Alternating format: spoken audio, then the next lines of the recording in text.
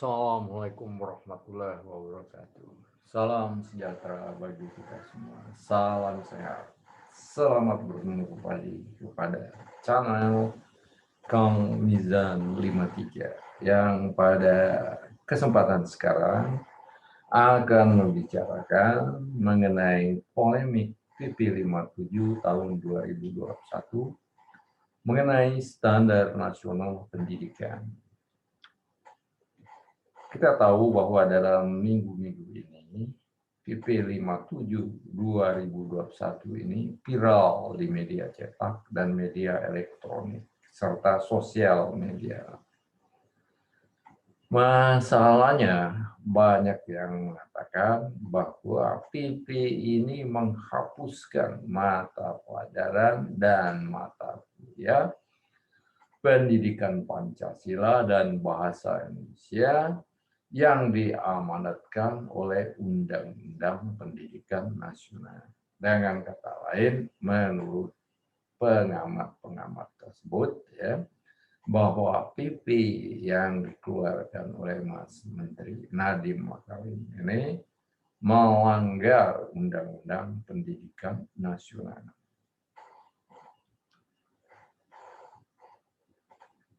Dari tokoh-tokoh yang menolak PP ini dan mendesak untuk dicabut atau direvisi itu ada Bapak Komarudin, Rektor Universitas Negeri Jakarta, dulunya IKIP.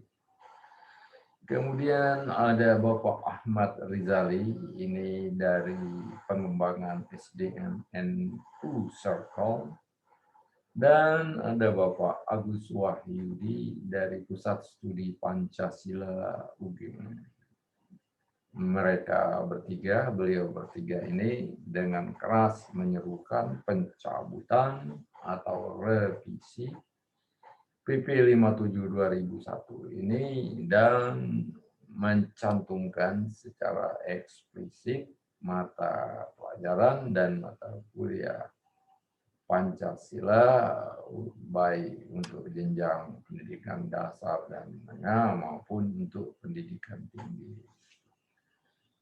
Sedangkan Pak Jamal Wibowo, Ketua Majelis Rektor Perguruan Tinggi Negeri Indonesia, menyatakan sebenarnya tidak perlu mencabut PP ini, yang penting hanya di dalam peraturan pelaksanaannya, yaitu peraturan Menteri dan Pendidikan dan Kebudayaan yang Mas Nadiem Makarim sendiri menuangkan secara eksplisit bahwa Pancasila dan bahasa Indonesia itu adalah mata pelajaran mapel wajib untuk pendidikan dasar dan menengah dan wajib untuk mata kuliah di pendidikan tinggi. Menjawab polemik yang demikian berseliwerannya di sosial media, ya Sekjen Kementerian Pendidikan dan Kebudayaan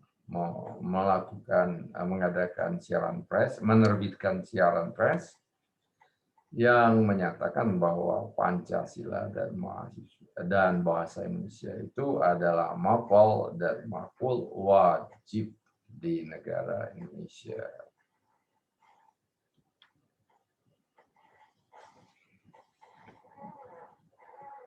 Nah, menanggapi polemik ini, ya, Mas Nadiem, Menteri Pendidikan dan Kebudayaan, dengan-dengannya menyatakan bahwa PP ini segera akan direvisi. Dan mata pelajaran atau mata kuliah Pancasila dan bahasa Indonesia akan ditegaskan secara eksplisit sebagai mata pelajaran atau mata kuliah wajib untuk seluruh jenjang pendidikan di Indonesia. Saya kan masalahnya. Tapi sebenarnya masalahnya jauh dari selesai kalau kita mendalami lebih jauh mengenai PP nomor 57 tahun 2021 ini tentang sistem tentang standar nasional pendidikan. Nah, indung penyakitnya menurut saya, Kang Nidan, bahwa sebetulnya yang lebih penting untuk dicermati ya, dan didalami, kemudian dicarikan solusinya, lebih terkait pada efektivitas pendidikan Pancasila dan bahasa Indonesia. Mungkin kita ingat bahwa mata pelajaran, mata kuliah, atau pengetahuan mengenai Pancasila ini di era Orde Baru itu dikemas dalam format Pedoman Penghayatan dan Pengamalan Pancasila PIM 4 yang dikelola oleh Badan Penghayatan dan Pengamalan Pancasila di PIM 4. Namun, PIM 4 ini tidak diarahkan dalam kehidupan akademis. Ya, pengetahuan atau pembelajaran PIM 4 ini tidak mendorong peserta didik untuk berpikir kritis dan analitis. Lebih banyak merupakan propaganda dan jargon-jargon politik saja.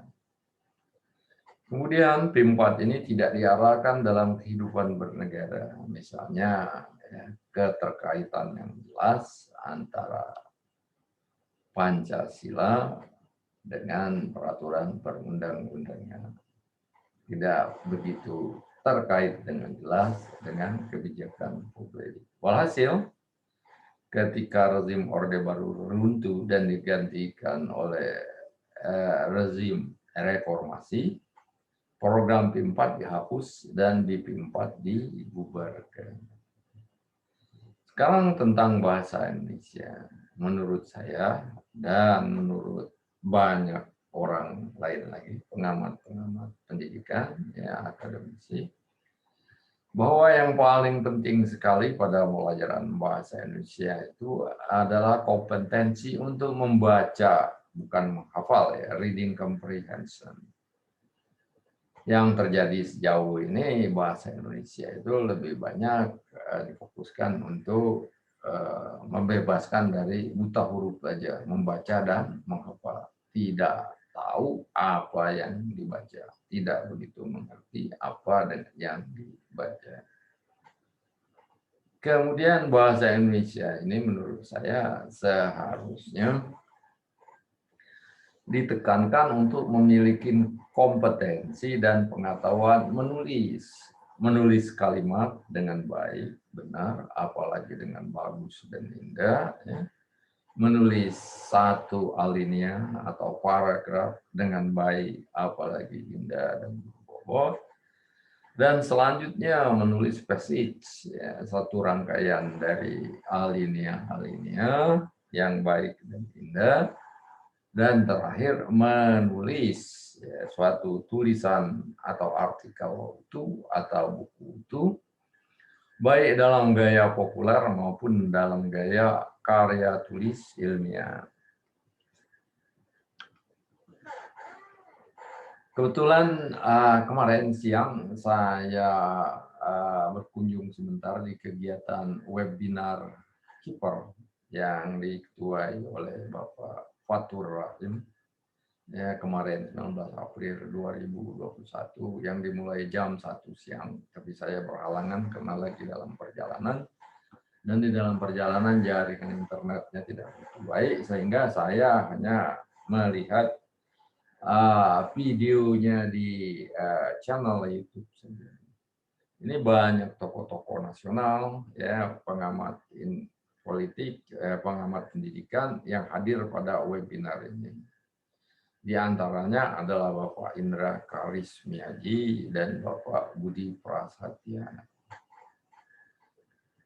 Mas Indra menyatakan bahwa menurut pengamatan beliau PP 57 2021 ini tidak terkait langsung dengan tujuan untuk mencerdaskan kehidupan bangsa sesuai dengan amanat konstitusi.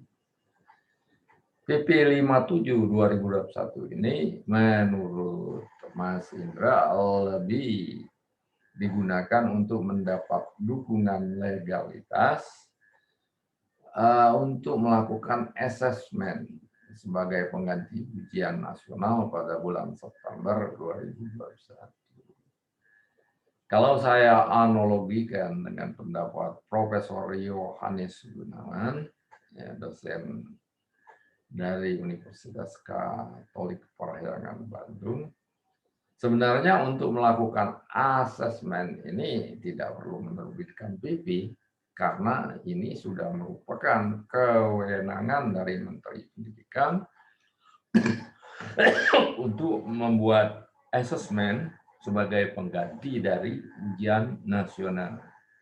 Dengan kata lain, sebenarnya kalau untuk tujuan asesmen saja, PP ini dapat dikatakan sia-sia, menghamburkan sumber-sumber negara yang langka saja. Sedangkan Pak Budi Prasetya menyatakan yang lebih penting sebenarnya yang perlu dikerjakan oleh Mas Menteri Nadiem itu adalah menanggulangi learning loss akibat pandemi COVID-19. Karena pelajaran from home, ya, work from home selama pandemi COVID-19 ini dilaksanakan secara serabutan saja, tanpa ada perbaikan model pembelajaran, ya,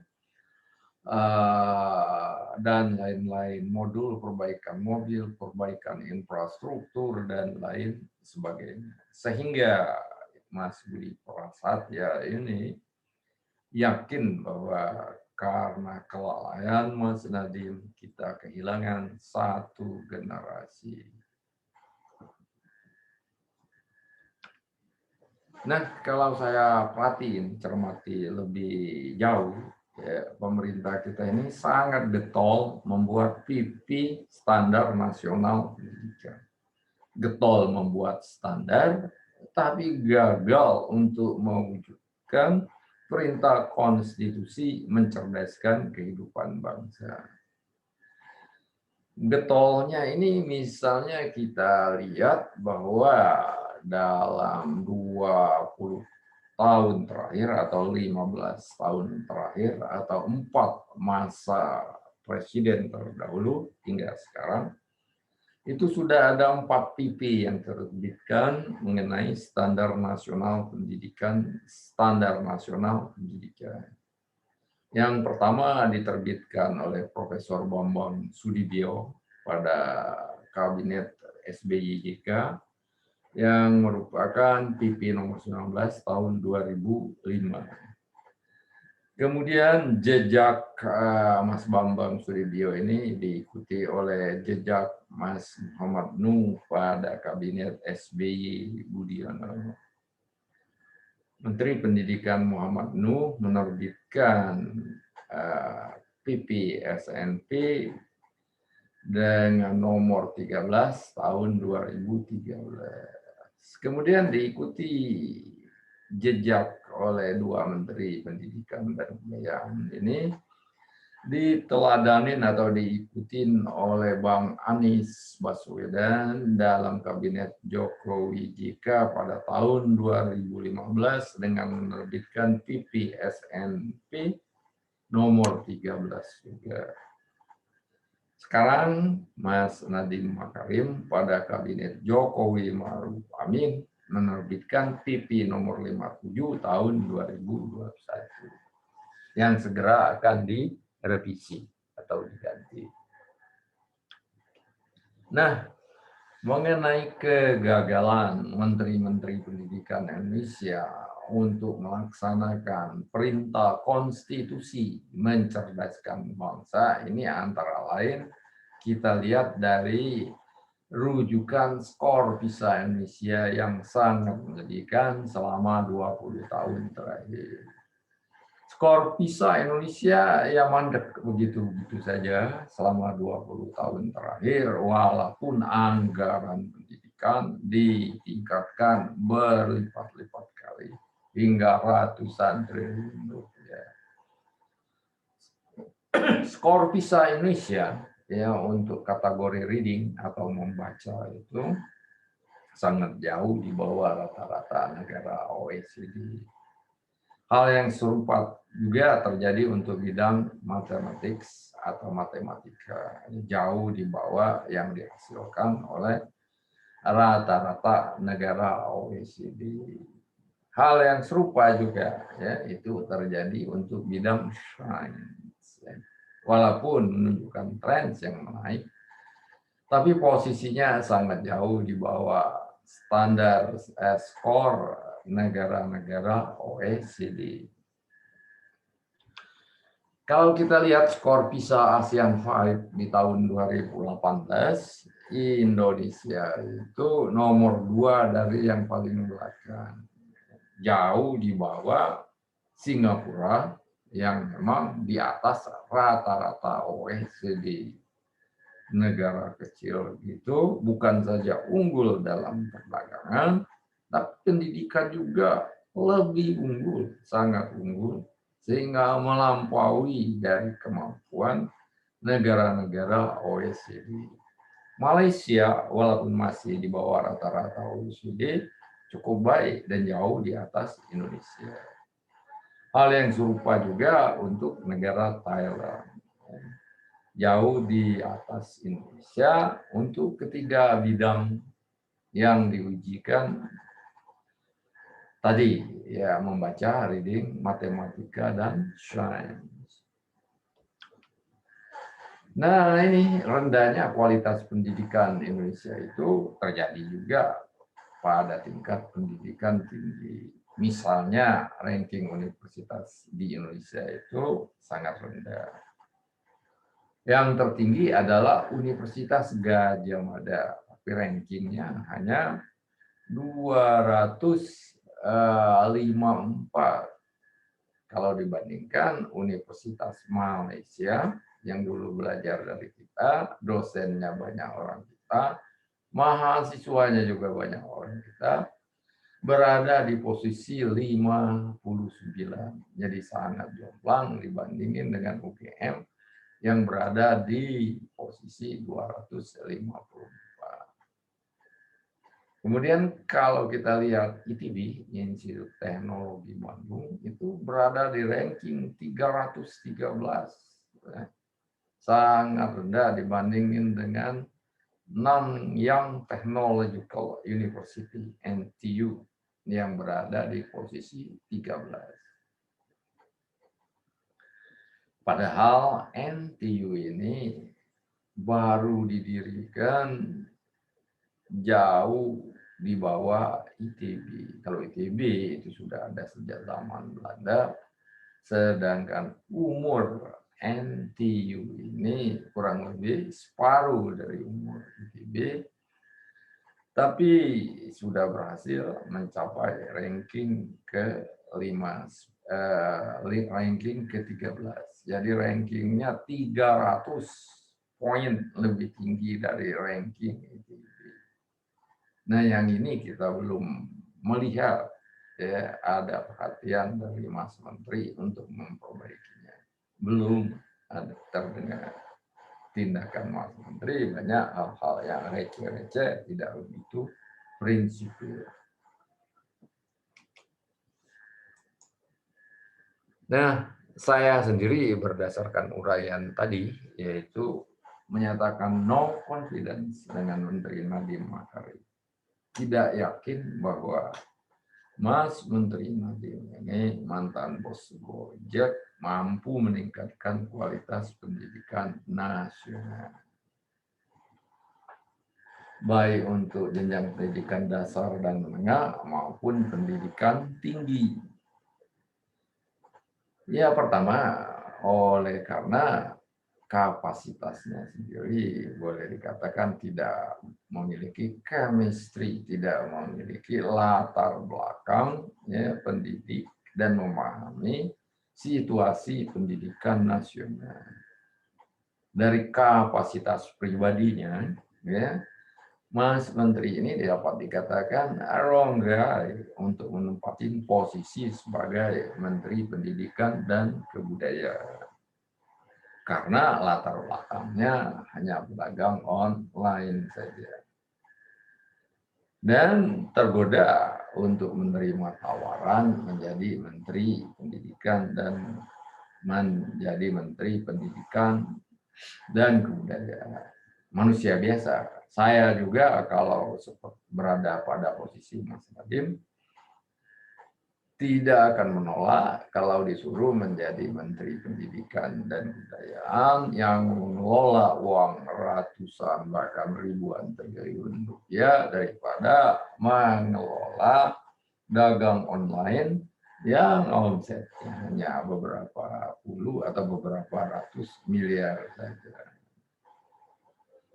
Kemudian yang ditempatkan oleh Mas Nadiem ini, place-nya itu juga wrong place. Kementerian Pendidikan dan Kebudayaan sama seperti kementerian dan lembaga negara itu bad place karena obesitas yang demikian tinggi. Siapa saja yang memimpin Kementerian Pendidikan dan Kebudayaan ini tidak akan berhasil sepanjang penyakit obesitas ini tidak diperbaiki. Obesitas atau terlalu gemburnya, terlalu gemuknya ya kementerian dan lembaga negara ini pernah diungkapkan oleh mantan Menteri Kelautan dan Perikanan ya, Ibu Susi Pujiastuti yang waktu itu menyatakan bahwa Kementerian Perdagangan dan Kementerian Perindustrian itu terlalu banyak, sangat-sangat berlebihan pegawainya. Hal yang sama juga, hal yang serupa juga pernah diucapkan oleh Ko Ahok ketika menjadi gubernur DKI beberapa waktu yang lalu. Menurut Ko Ahok, pegawai Pemda DKI itu cukup kurang dari separuh yang ada sekarang. Dengan kata lain, ya mustahil Mas Menteri dapat menyelesaikan masalah pendidikan di Indonesia, atau dengan kata lain, Mas Menteri mustahil dapat melaksanakan perintah konstitusi untuk mencerdaskan kehidupan bangsa. Dengan demikian cukup sekian dulu ya diskusi kita pada kesempatan ini. Pada kesempatan lain kita akan mendiskusikan kapan obesitas kementerian dan lembaga negara itu dapat diselesaikan penyakitnya. Itu hanya ada dua opsi. Pertama revolusi seperti yang terjadi di tahun 1965 dan 1998. Kedua, dapat dilakukan secara perlahan-lahan atau secara evolusi. Sekian aja dulu. Assalamualaikum warahmatullahi wabarakatuh. Salam sejahtera bagi kita semua. Salam sehat dan sampai ketemu lagi pada jalur Kang Mizan 53 yang akan datang.